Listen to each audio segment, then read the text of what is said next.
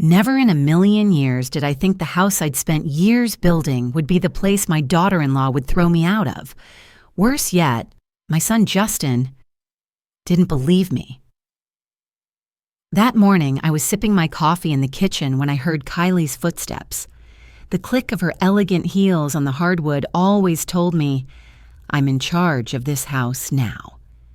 But that day, the click sounded different, hard, sharp, hurried. She flung the door open. She had a suitcase in her hand. "Madison, you can't stay here anymore," she said. Her voice was so cold something inside me broke. "What are you talking about, Kylie?" "This is my son's home," I replied. Yes, and Justin agreed. My breath stopped. My own son had turned his back on me?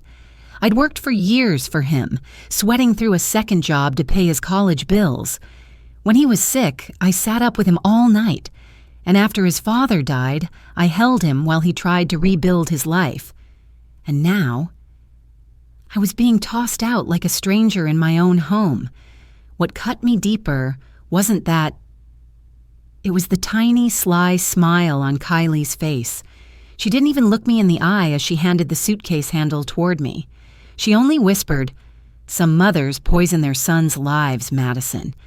We don't want to live with your secret anymore." My secret? What secret? My heart started pounding. I had no secret. But Kylie did. A filthy, ugly one. When I left that house, I didn't just grab my suitcase. I burned Kylie's dark nights, her secret visitors, and every lie she'd fed my son into my memory. And I swore I would make the woman who turned my son against me pay. With her own game. The Paradise Inn wasn't paradise.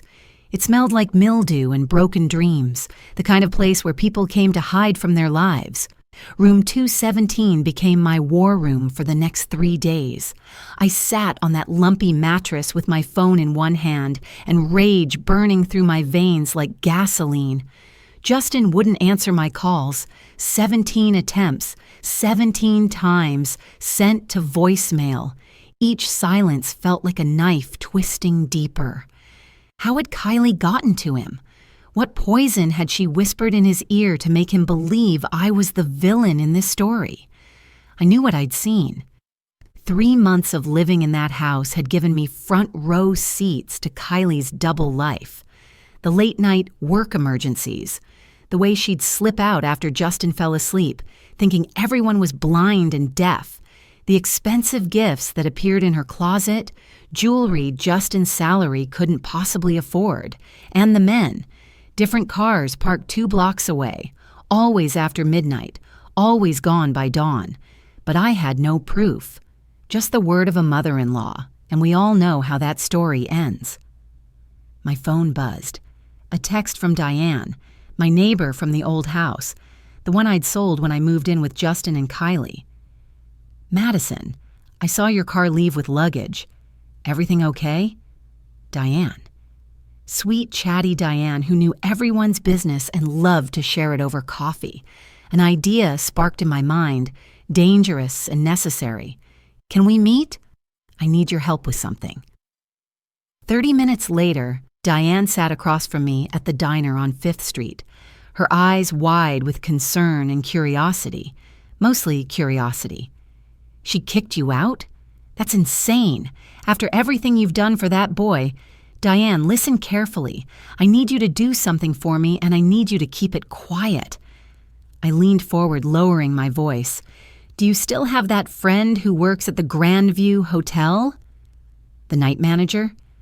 Diane's perfectly penciled eyebrows shot up. "Patricia?" "Yeah, why?" "Because Kylie has been a frequent guest there. Room 804, always on Thursday nights.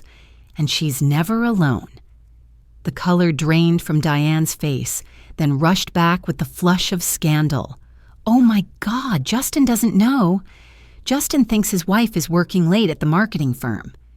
He has no idea his perfect princess is destroying their marriage one hotel room at a time." Diane grabbed my hand across the table. "What do you need?" "I need Patricia to check her records. Dates, times, any security footage she can access without getting fired. Can you ask her?" Diane nodded slowly, her expression shifting from shock to determination. That girl always gave me a bad feeling. Too smooth, too perfect. "Yeah, I'll talk to Patricia tonight." As I watched Diane leave the diner, I felt something I hadn't felt in days. Hope. But it was cold hope. The kind that feeds on revenge rather than reconciliation. 2 days later, my phone rang with an unknown number. I almost didn't answer, but something made me pick up. "Mrs. Brennan?" "This is Patricia Chen from the Grand View Hotel. Diane said you might need some information." My heart hammered. "Yes, Patricia. Thank you for calling. I could lose my job for this, but Diane told me what's happening to you. I'm a mother too. I couldn't live with myself if I didn't help." She paused, and I heard papers rustling. "Kylie Brennan has been a guest here every Thursday night for the past 4 months. Always checks in under the name K. Morrison. Always pays cash. Always requests room 804. Is there footage? Our cameras cover the lobby and elevators. I pulled what I could access without raising red flags. I'm sending everything to Diane's email. She said she'll forward it to you. But Mrs. Brennan... There's something else you should know." I gripped the phone tighter. "What? The man she's been meeting?" I recognized him. His name is Victor Castellano. He's a regular at our hotel bar. Word around the staff is he's connected, if you know what I mean. Not someone you want to mess with. Ice flooded my veins. Kylie wasn't just cheating. She was involved with someone dangerous. "Does he know she's married?" Patricia laughed bitterly. "Oh, he knows. I heard them arguing in the lobby once. He called her Mrs. Brennan loud enough for everyone to hear. She looked terrified, pulled him toward the elevator fast. That was about 6 weeks ago." After I hung up, I sat staring at the cracked ceiling of room 217, Victor Castellano. The name meant nothing to me, but the implications meant everything. This wasn't just an affair. This was something darker, something that could destroy Justin's life in ways far worse than a broken marriage. My phone dinged. Email from Diane. Subject line, "You were right." I opened the attachment with shaking hands. There she was, my son's beautiful wife, walking through the Grand View lobby in a red dress I'd never seen her wear at home. The timestamp read 11:47 p.m. last Thursday. In the next frame, a tall man in an expensive suit joined her at the elevator. His arm slipped around her waist with the familiarity of habit, not hesitation. Victor Castellano, I presumed. But the third image made my blood run cold. Kylie was kissing him in the elevator, and the security camera had captured it in crystal clarity. Her hands were in his hair. His hands were places a married woman's lover's hands should never be. I had my proof. But looking at these images, I realized something terrifying. If I exposed Kylie's affair with Victor Castellano, I might not just be saving my son's marriage.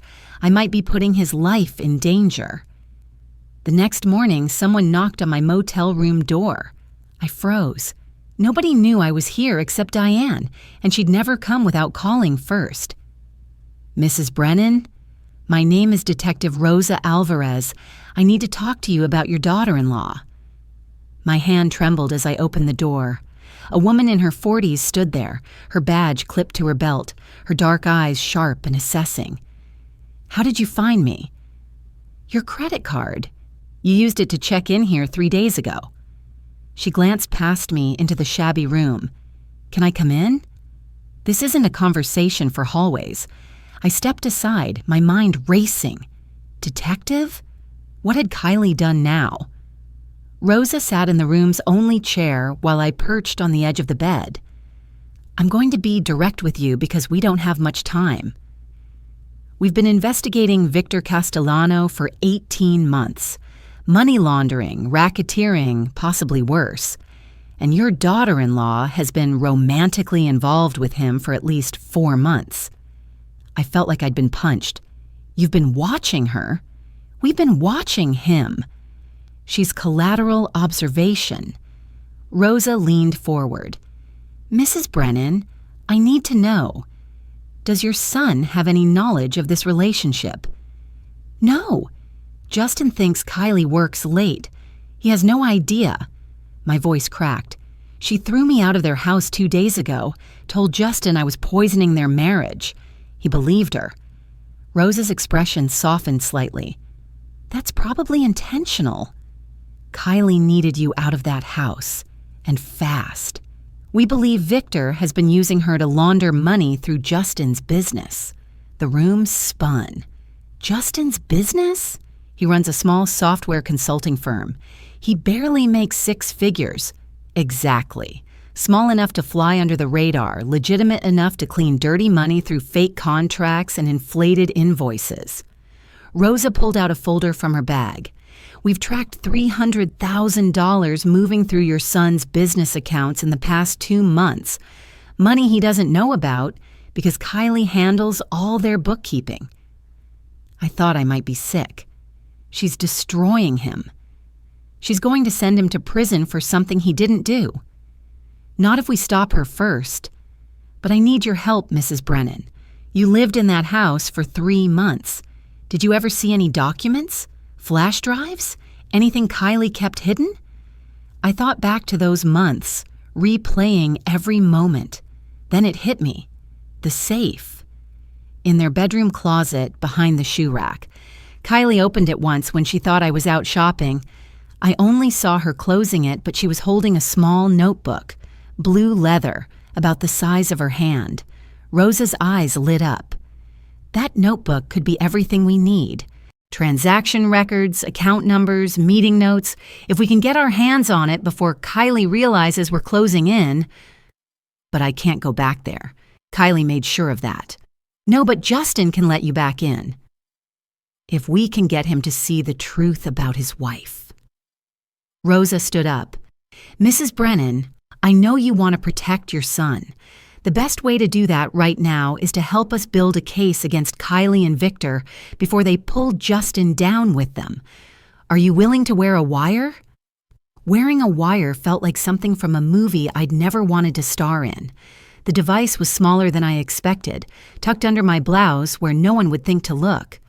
Rosa had coached me for 2 hours on what to say, what to ask, how to stay safe. Your job is to get Kylie talking, make her feel confident. Maybe she'll slip up, reveal something about Victor or the money. We'll be listening the whole time, and we'll have officers 2 minutes away if things go wrong.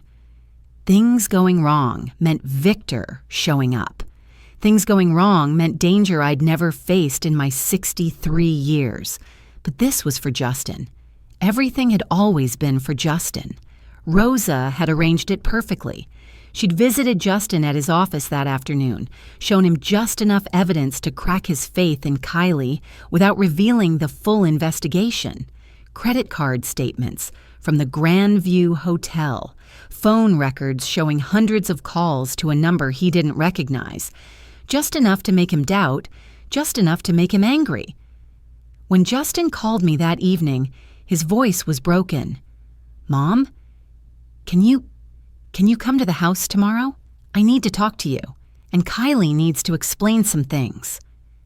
I closed my eyes, relief and terror flooding through me in equal measure. Of course, honey. I'll be there at noon. The next day, I stood on the porch of the house I'd been thrown out of less than a week ago, the wire pressed against my ribs like a second heartbeat. Rosa's voice whispered in my nearly invisible earpiece. We're here. You're safe. Just get her talking. Justin opened the door. He looked like he'd aged 5 years in 5 days. Hollow eyes, stubble on his jaw, rumpled shirt. Mom. He pulled me into a hug that felt like apology and desperation mixed together. I'm so sorry. I should have listened. I should have believed you. We'll fix this, sweetheart. Where's Kylie? Living room. She doesn't know why you're here. I told her we needed to have a family meeting. His voice hardened. I showed her the hotel receipts this morning. She denied everything, said someone must have stolen her identity. But Mom, I saw her face. She was lying. We walked into the living room together. Kylie sat on the leather sofa, her perfect blonde hair pulled back, her makeup flawless despite the storm brewing. When she saw me, her expression turned to ice. "You've got to be kidding me. Justin, you brought her back here." "Sit down, Kylie. Everyone's going to talk, and everyone's going to tell the truth for once." Justin's tone was one I'd never heard from my gentle son. Pure steel. I sat across from Kylie, my heart pounding so hard I was sure the wire would pick up nothing but my pulse. Rosa's voice whispered, "Good. Stay calm. Let Justin start." Justin threw a manila folder on the coffee table. The Grandview Hotel. Every Thursday night for 4 months. Room 804, checked in under K. Morrison. Want to explain that? Kylie's face didn't change, but I saw her fingers grip the sofa cushion. "I told you, someone stole my identity. Probably one of your mother's friends trying to sabotage our marriage. Don't you dare blame my mother!" Justin's voice cracked like thunder. "I called the hotel myself this morning, spoke to the night manager. She identified you from your photo, said you've been meeting a man named Victor Castellano. So I'll ask you one more time, Kylie. Who is Victor Castellano?" The silence that followed felt like standing on the edge of a cliff. Kylie's mask finally cracked. Her perfect composure shattered, and for the first time, I saw something real in her eyes. Fear. "It's not what you think." "Then what is it?" I leaned forward, keeping my voice steady. "Because from where I'm sitting, it looks like you've been having an affair while throwing me out of this house to cover your tracks." Kylie's eyes snapped to me, blazing with sudden fury. "You want to know the truth, Madison? Fine. Yes, I've been seeing Victor. Yes, every Thursday night. But it's not an affair, it's business." Rosa's voice in my ear, perfect. Keep her going. Business? Justin looked like he'd been slapped. What kind of business involves hotel rooms and lying to your husband? The kind that's keeping this household afloat. Kylie stood up, her voice rising. "Your little software company brings in, what, $120,000 a year. That barely covers the mortgage on this house, Justin. How do you think we afforded my car, your new office equipment? The vacation to Hawaii last summer? My blood went cold. She was admitting it. All of it. "Kylie, what did you do?" Justin's voice was barely a whisper. "I found opportunities." Victor needed help with some financial transactions, and he was willing to pay well for it. Very well. "I've been routing money through your business accounts, cleaning it up, making it legitimate. We've made almost $500,000 in the past 6 months, Justin. Money that's sitting in an offshore account waiting for us to retire early." Justin stood up so fast his chair tipped backward. "You've been laundering money through my company? Kylie, that's illegal. That's prison time." "Only if we get caught, and we won't, because nobody's looking at a small software firm in—" The front door crashed open. 3 FBI agents in tactical gear poured into the room, weapons drawn, shouting commands I could barely process through the ringing in my ears. "Kylie Morrison Brennan, you're under arrest for money laundering, conspiracy to commit fraud, and racketeering. Put your hands behind your back." Kylie's face went from shock to betrayal as her eyes found the wire under my blouse, visible now that my shirt had shifted during the chaos. You set me up. You wore a wire." Detective Rosa Alvarez walked in behind the tactical team, calm and authoritative. "Mrs. Brennan wore a wire because your criminal activity was about to destroy her innocent son. She saved his life today. As they hauled Kylie out in handcuffs, she screamed back at me, 'You'll regret this. Victor will make sure you regret this.' Rosa grabbed my arm. 'That's a threat. We'll add witness intimidation to her charges.' She turned to Justin, who stood frozen in the middle of his living room, his whole world collapsing around him. Mr. Brennan, we need you to come to the federal building. We have a lot of questions about your business accounts, but based on what we just heard and what your mother has told us, we believe you're a victim in this, not a perpetrator. Cooperate fully, and you'll walk away clean. The next 3 weeks were a blur of lawyers, depositions, and federal agents combing through every aspect of Justin's business. True to Rosa's word, they found no evidence that Justin had any knowledge of the money laundering scheme. Kylie had handled all the bookkeeping, created fake vendor contracts, and forged Justin's signature on documents he'd never seen. Victor Castellano was arrested 2 days after Kylie. The FBI had been building their case against him for years, and Kylie's testimony, given in exchange for a reduced sentence, finally provided the evidence they needed to put him away for decades. I moved back into the house, back into the guest room that had briefly been mine before Kylie turned my son against me, but it felt different now, emptier. The weight of betrayal hung in every corner. Justin barely spoke for the first week. He'd go to work, come home, eat dinner in silence, then retreat to his bedroom, the same bedroom he'd shared with a woman who'd used him as a pawn in a criminal empire. Some nights I'd hear him crying through the walls, and it took everything in me not to go to him. He was 35 years old, but he was still my boy, still the child I'd rocked to sleep when nightmares came. On the 18th day after Kylie's arrest, Justin finally broke his silence. We were sitting at the dinner table, picking at the lasagna I'd made, his favorite from childhood. "I should have believed you," he said quietly, "when she told me you had secrets, that you were trying to poison our marriage. I believed her over you. After everything you've done for me, I chose her." I reached across the table and took his hand. "She was your wife. You loved her. You wanted to believe the best in her. I was a fool. You were human." I squeezed his fingers. "Justin, listen to me. What Kylie did, the lying, the stealing, the criminal activity, none of that is on you. You didn't fail, she did. And the fact that you're sitting here, dealing with the consequences instead of running away, tells me I raised you right." His eyes filled with tears. "Did you know the whole time?" "About Victor and the money. I knew about the affairs. I saw the signs, the late nights, the expensive things, the way she'd sneak out. But the money laundering, I had no idea until Detective Alvarez told me. I was just trying to prove she was cheating so you'd stop seeing me as the enemy." Justin nodded slowly. "The divorce papers are being filed next week. Her lawyer is trying to claim she deserves half of everything, but our lawyer says given the criminal charges, she won't get anything. The house, the business, all of it stays with me." "What about the money she laundered?" "The FBI seized all of it, every account, every dollar. Turns out we were never actually rich. We were just criminals." He laughed bitterly. "I thought we were building a life together. Turns out we were never actually rich.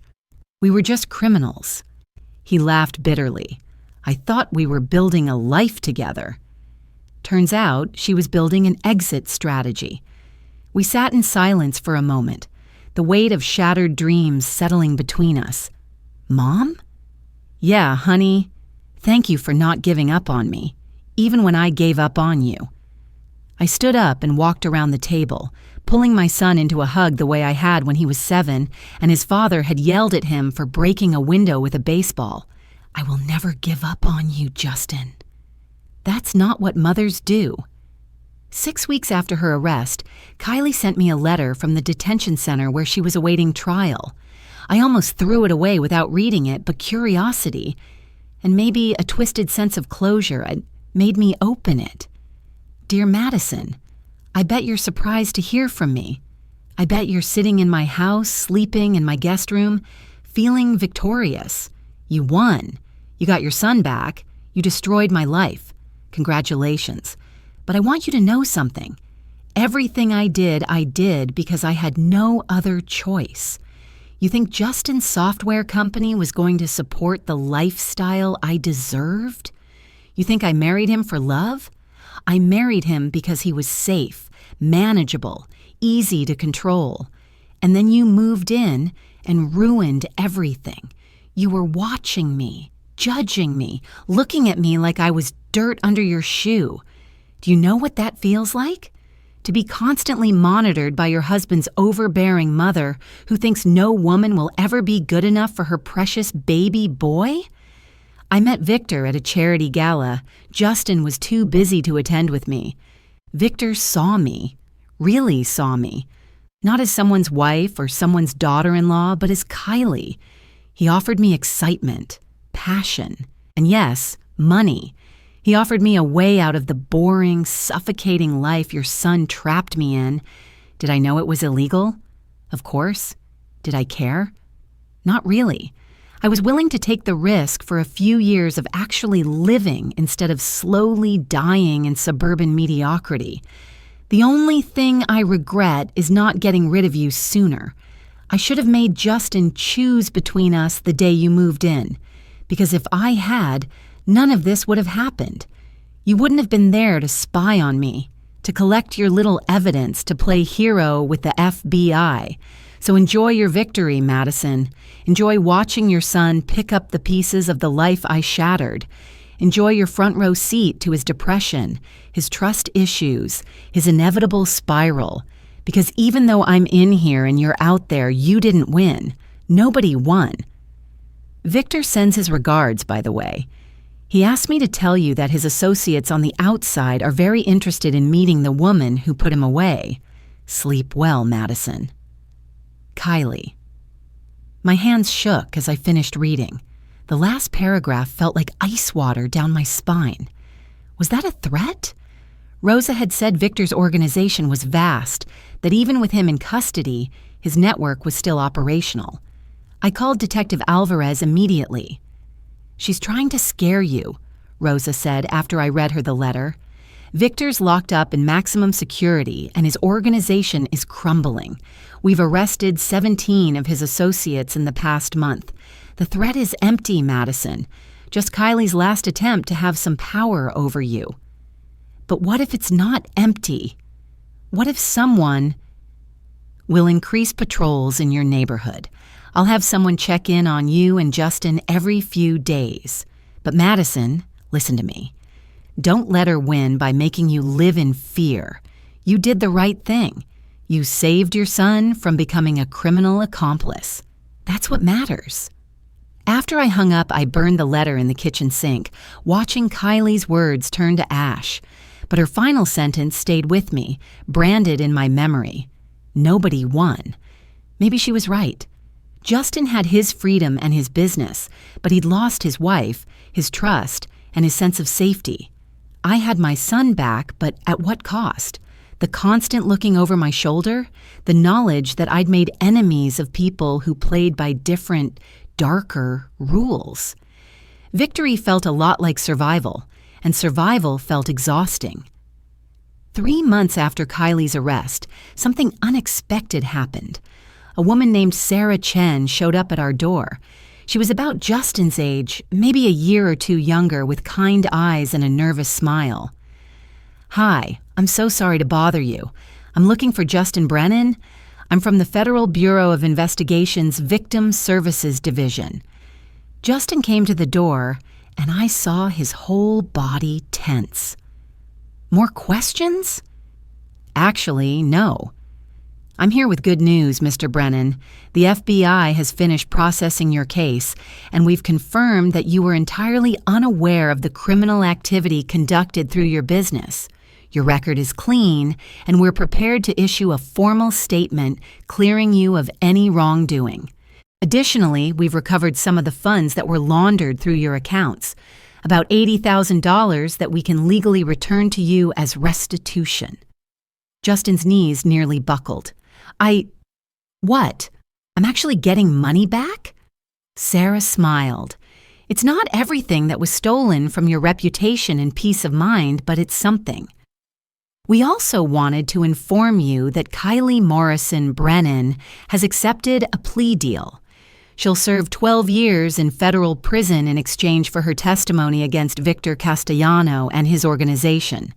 She won't be eligible for parole for at least 8 years. 12 years. Justin would be 47 by the time she got out. Half of his 30s and all of his 40s, free from the woman who'd betrayed him. There's one more thing, Sarah continued. Kylie has agreed to surrender all claims to your shared assets as part of her plea agreement. The house, the business, everything. You'll receive the official divorce decree within 60 days. After Sarah left, Justin and I stood in the hallway processing what had just happened. It's really over, he said softly. She's gone. For real this time. How do you feel? He thought about it for a long moment. Lighter. Scared. Relieved. Empty. He looked at me. Is that weird? To feel empty when something terrible ends? Not weird at all. You're mourning what you thought you had, even though it was never real. That's normal, honey. You're allowed to grieve the life you imagined, even if that life was a lie. Over the next few months, Justin slowly came back to himself. He threw himself into his work, rebuilding his company's reputation and client base. He started therapy, something he'd resisted at first, but eventually admitted was helping him process the trauma of betrayal. And slowly, carefully, he started dating again. Her name was Elena, and she was a graphic designer who'd done some contract work for Justin's company. She was warm, funny, and refreshingly honest, the opposite of Kylie in every way that mattered. When Justin first brought her home for dinner, I watched them together, seeing the genuine affection in their interactions. No performance, no masks, just two people who actually enjoyed each other's company. She's wonderful, I told Justin later after Elena had left, but take your time, okay? Don't rush into anything. I won't. I learned that lesson the hard way. He hugged me. Thanks for not saying, I told you so about Kylie. You could have. You had every right. I didn't want to be right about her, sweetheart. I wanted her to be the person you thought she was. For your sake. A year and a half after Kylie's arrest, I got a call from the Federal Detention Center.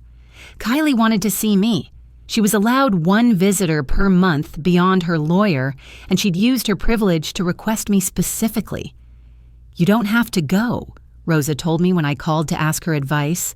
She has no power over you anymore. I know, but maybe I need to see her one last time to prove to myself that I'm not afraid of her anymore. The detention center was exactly as depressing as I'd imagined. Gray walls, the smell of disinfectant and desperation, guards with bored expressions who'd seen every kind of criminal humanity had to offer. Kylie sat behind the glass partition in the visitation room, and I barely recognized her. The perfect blonde hair was darker now, pulled back in a simple ponytail. No makeup, orange jumpsuit instead of designer clothes. She looked older, harder, but also somehow smaller. We picked up the phones simultaneously. You came, she said. No greeting, no small talk. You asked. I wasn't sure you would. After everything I did to you and Justin. What do you want, Kylie? She looked down at her hands. I've been thinking a lot in here. About the choices I made, the people I hurt. My therapist says I need to take accountability if I ever want to heal. You have a therapist? Court mandated, but she's actually pretty good. Kylie looked up at me. Madison, I need to tell you something I've never told anyone, not even Justin. I waited. My mother abandoned me when I was 8 years old, just walked out one day and never came back. My father raised me, but he was not a good man. He told me every day that I was worthless, that the only value I had was my looks, that if I didn't find a rich man to take care of me, I'd end up homeless or dead. Despite myself, I felt a flicker of sympathy. I know that doesn't excuse what I did. Nothing excuses it. But when I met Justin, I saw safety, security. A man who would never hurt me, never abandon me, never tell me I was worthless, and I married him for all the wrong reasons. Not love, strategy, protection from ending up like my mother.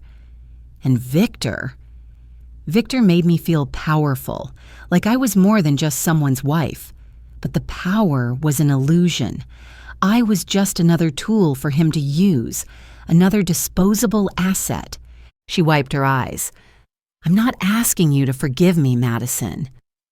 I don't deserve forgiveness, but I needed you to know that I'm sorry. For what I did to you, for what I did to Justin, for the life I destroyed because I was too damaged to build anything real. We sat in silence for a moment, the phone receivers pressed to our ears, separated by bulletproof glass and a chasm of choices that could never be unmade. I forgive you, I said quietly. Kylie's eyes widened. What?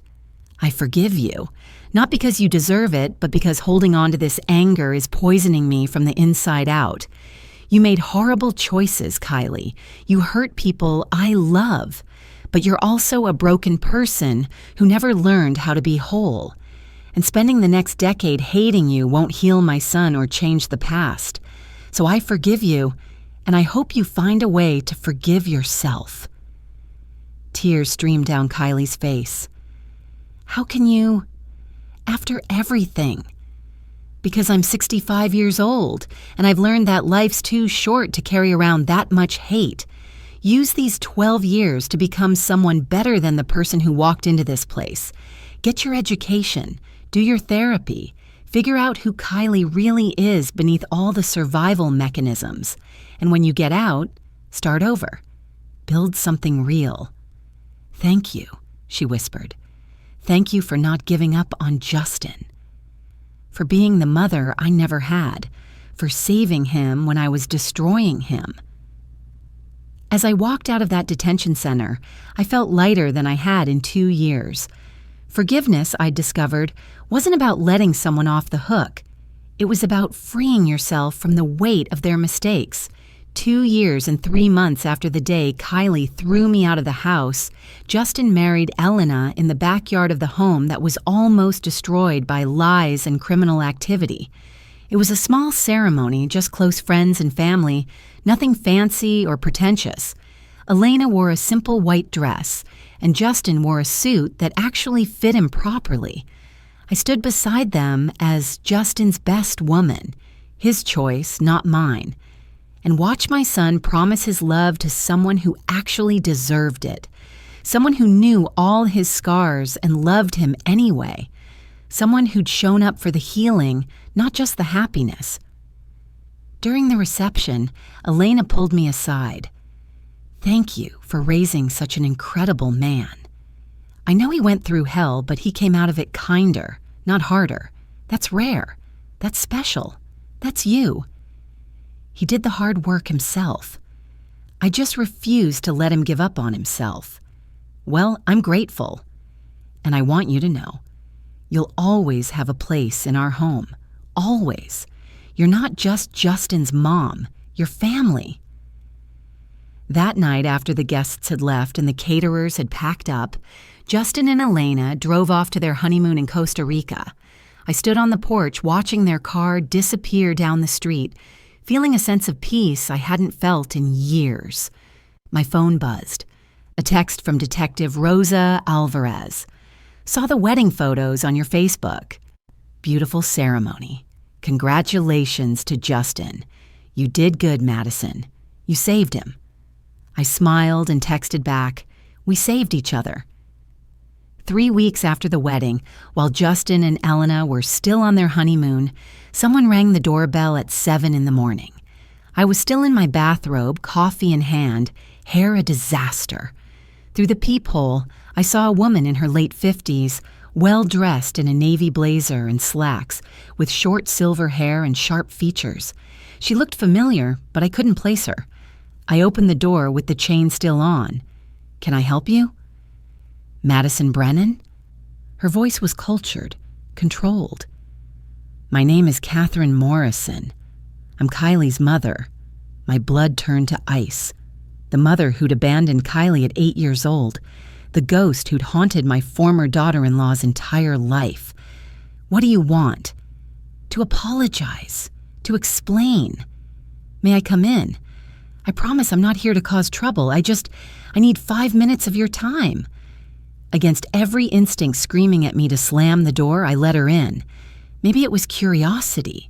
Maybe it was the haunted look in her eyes that reminded me of Kylie in that detention center. Maybe I was just tired of slamming doors on people's pain. We sat in the living room, the same room where the FBI had arrested Kylie 2 years ago.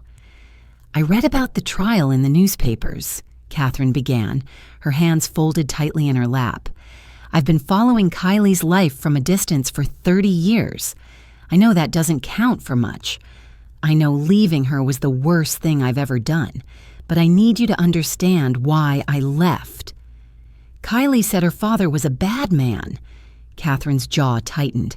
Richard Morrison was a monster. He abused me for 10 years. Physically, emotionally, in every way a person can be destroyed.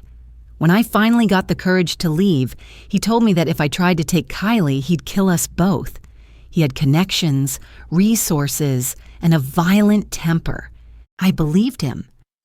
So you left your daughter with him? I thought she'd be safer without me. I thought he'd focus his rage on me and leave her alone. I was wrong. Catherine's voice cracked. I've lived with that mistake every single day for 3 decades. I tried to get custody later, hired lawyers, fought in courts, but Richard had money and power, and the courts believed his lies. By the time Kylie turned 18, she refused to see me. She'd spent 10 years hearing Richard's version of events, that I was a worthless woman who abandoned her family. I sat back, processing this. Why are you telling me this now? Because I visited Kylie last month. She finally agreed to see me after all these years, and she told me about you. Catherine looked at me with something like reverence.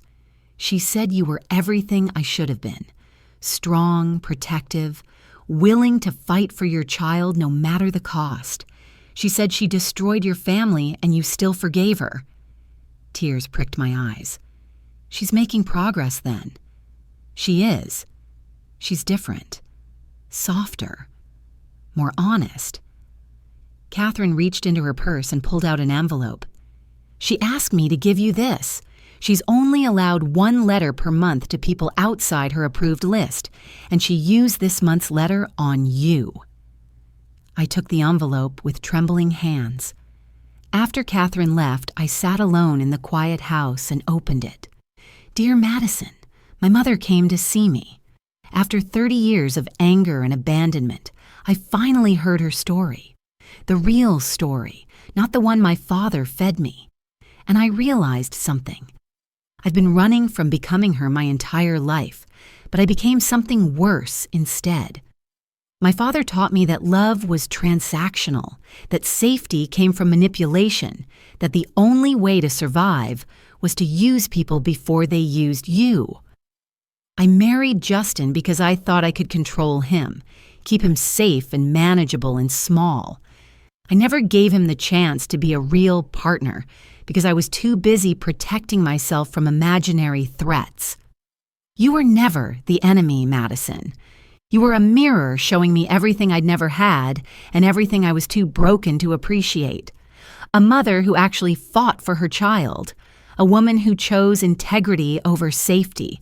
Someone who understood that real love requires sacrifice and risk. I heard Justin got married. To Elena, right? I'm happy for him. Truly. He deserves someone who can love him the way he should be loved, with honesty and vulnerability and trust. All the things I was never capable of giving him. Thank you for forgiving me.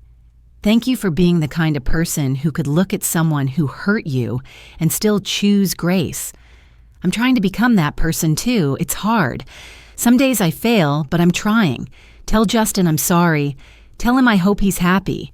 Tell him I'm doing the work to make sure when I get out of here in 10 years, I'll be someone worth knowing. With gratitude and regret, Kylie. 6 months later, on a cold February morning, I received a call from a lawyer named Thomas Bradford. Mrs. Brennan, I'm handling the estate of Richard Morrison. He passed away last week from a heart attack. As per his will, he's left a substantial inheritance to his daughter, Kylie Morrison Brennan, but given her incarceration, she's designated you as the trustee to manage the funds on her behalf until her release. I nearly dropped the phone. I'm sorry, what? Why would she designate me? According to the paperwork she filed 6 months ago, you're the only person she trusts to handle the money ethically. The estate is worth approximately $2.3 million. $2.3 million. For the woman who'd tried to destroy my family. The documents arrived 3 days later. Along with them was a note from Kylie. Madison. My father left me everything, probably out of guilt or a twisted sense of control, even in death. I don't want it. Every dollar is soaked in pain and abuse. But I'm asking you to hold it, invest it wisely, and use it for something good.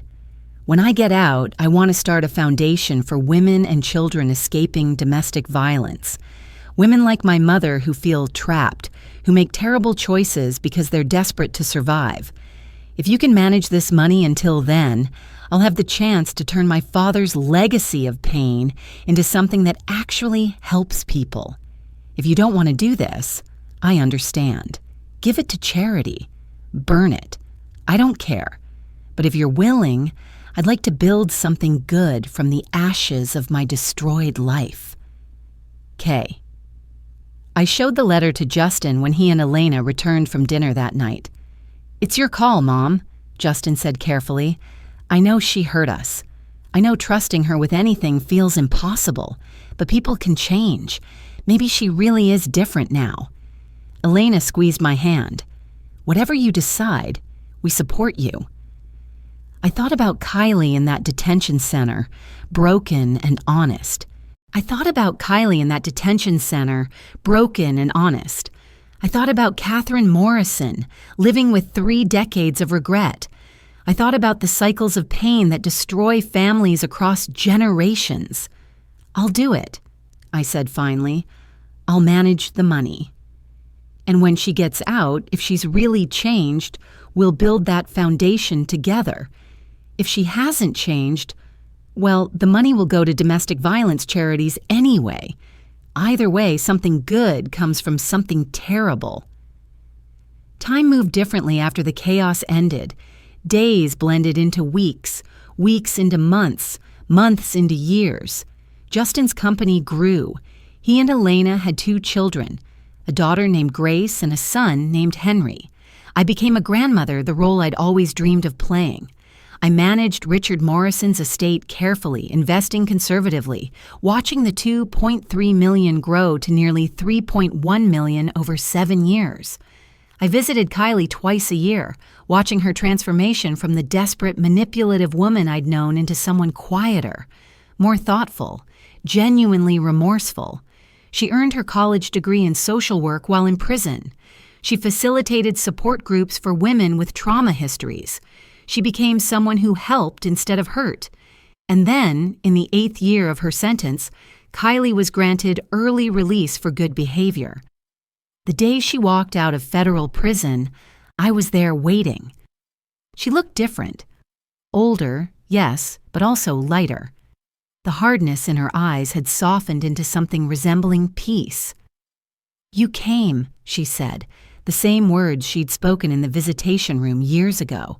"I promised I would." We drove to a small apartment I'd rented for her, furnished simply but comfortably, everything she needed to start over. "Justin doesn't want to see me yet," Kylie said as we carried boxes inside. "I understand. Maybe he never will. I can live with that.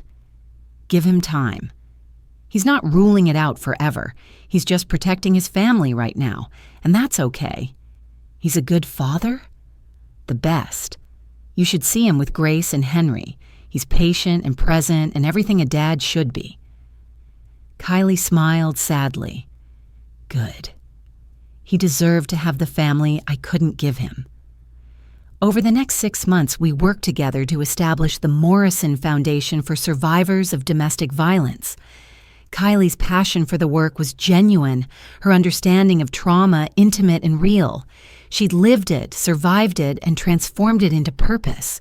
The foundation offered emergency housing, legal assistance, counseling services, and job training for women and children escaping abusive situations.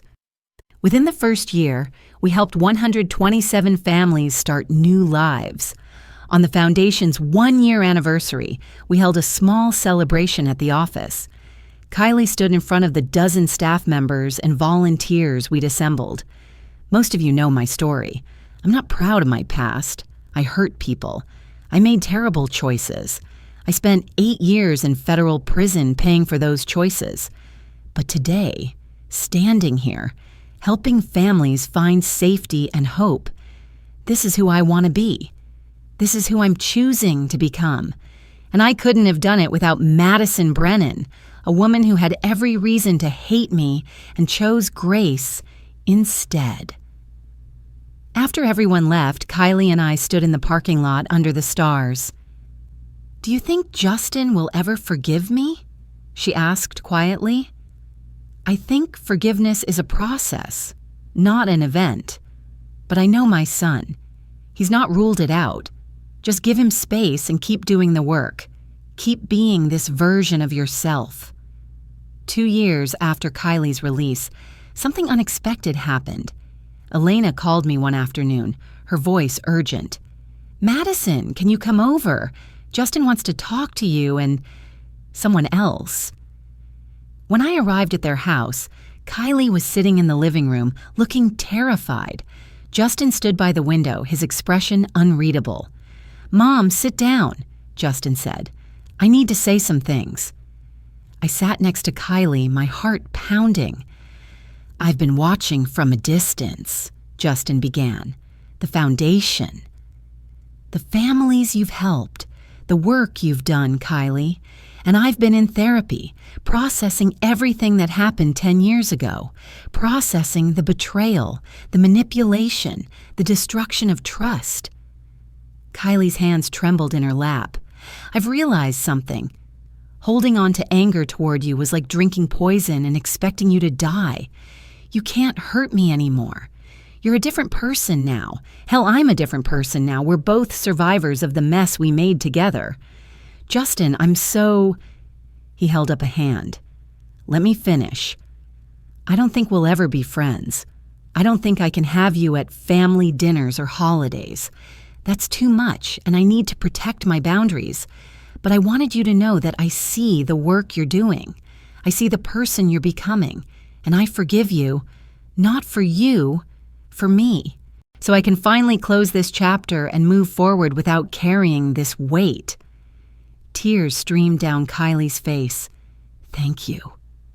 That's more than I ever expected, more than I deserve. Maybe. But it's what I need." Justin turned to me. "And Mom, thank you for not giving up on her when I did. Thank you for seeing the possibility of redemption when all I could see was betrayal. You taught me that people are more than their worst mistakes." Elena appeared in the doorway with Grace and Henry. "Kids, come say hi to Grandma Madison." As my grandchildren ran into my arms, I looked around the room, at my son who'd survived betrayal and built a beautiful life anyway, at Elena who loved him through his healing, at Kylie who'd transformed pain into purpose, at the family that had been shattered and rebuilt into something different but still whole. "Grandma, why is everyone crying?" Grace asked, her 5-year-old face scrunched with concern. "Because sometimes, sweetheart, tears mean healing. And healing is a beautiful thing." 10 years later, the Madison Foundation now operates in 12 states, helping over 10,000 families annually. Kylie remarried. A kind man named David, who knew her whole story and loved her anyway. She never had children of her own, but she treated every family who walked through the foundation's doors like they were hers to protect. Justin's software company went public, making him financially secure for life. He donated generously to the foundation, not for Kylie, but for the families it served. He and Kylie maintained polite distance, Christmas cards, brief conversations at foundation events, cordial but boundaried. I turned 75 surrounded by family. Justin, Elena, Grace, Henry, Kylie, David, Catherine Morrison, who'd become an unexpected friend, Detective Rosa Alvarez, who'd retired from the FBI, and Diane, who still loved a good story. As I looked around my living room filled with people who'd walked through fire together and come out scarred but stronger, I thought about that morning 10 years ago when Kylie had thrown me out with a suitcase in my hand. That day, I'd sworn revenge. I'd wanted to destroy her the way she'd tried to destroy me. Instead, we'd both been destroyed and rebuilt into something better, something wiser, something capable of grace. "What are you thinking about, Mom?" Justin asked, sitting down beside me. About how sometimes the worst things that happen to us become the doorways to the best versions of ourselves. He squeezed my hand. "You taught me that. When you refused to let hate win." "I had a good teacher," I said, thinking of my late husband who'd always believed in second chances, "and a good son who learned the lesson." As the party continued around me, I realized something profound. Winning wasn't about revenge or vindication or proving someone wrong. Winning was about surviving the fire and choosing to rebuild instead of burning everything down. Kylie approached me near the end of the evening, her eyes soft. "Madison, I know I've said this 1,000 times, but thank you for seeing who I could become when I couldn't see it myself."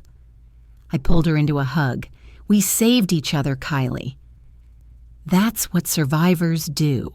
And in that moment, standing in the house that had witnessed betrayal and redemption, destruction and rebuilding, I knew one thing for certain.